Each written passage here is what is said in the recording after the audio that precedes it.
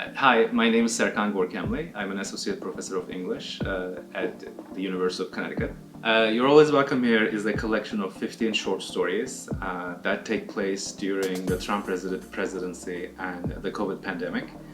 And it features immigrant characters, so it is about issues of identity and location during those times.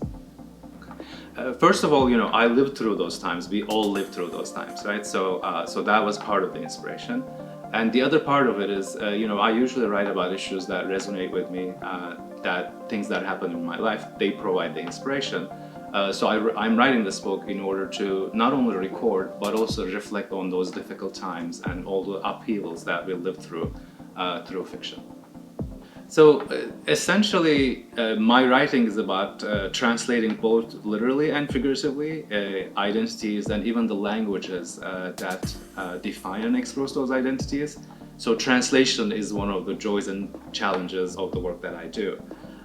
And also, even though both the pandemic and the politics have happened very recently, I am realizing that it is really hard to remember what happened in the last few years. So I think the humanities research especially is relevant when you're trying to tease out the complications of the recent past and to write about those things. So both literature, queer literature specifically, and LGBTQ studies really concern social justice and diversity in the LGBTQ community. A lot of diverse authors have been writing about issues of identity as well as acceptance. In my work, I try to reflect on LGBTQ identities from both Turkish and American perspectives. So I guess I am employing a binational perspective in order to write about these issues. My research for my first book included interviews with student activists, and as I was writing that book, I essentially learned how to write a book. So Humanities Institute is a truly interdisciplinary place. So as fellows, we learn how to talk to people from different disciplines about what we do. So interdisciplinarity is really great. And then it is also wonderful to have time to focus exclusively on your project. So both those aspects of the Institute really help me continue this project. You're Always Welcome Here features immigrant and non-immigrant white-collar characters.